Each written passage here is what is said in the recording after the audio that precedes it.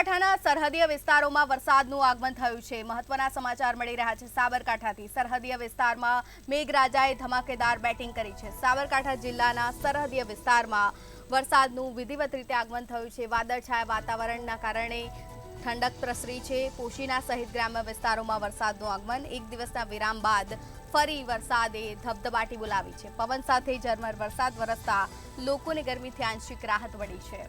સાબરકાંઠા જિલ્લાના સરહદીય વિસ્તારમાં વરસાદનું આગમન થયું છે। વાદળછાયા વાતાવરણ વચ્ચે વરસાદનું વિધિવત રીતે આગમન થયું છે। પોશીના સહિત ગ્રામ્ય પંથકમાં ઝરમર વરસાદ વરસી રહ્યો છે।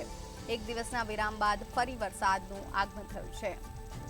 ક્યાંક ધીમી ધારે તો ક્યાંક વરસાદી ઝાપટા તો ક્યાંક ધોધમાર વરસાદનું આગમન થયું છે। સાર્વત્રિક મેઘમહેરની હેલી છવાઈ છે।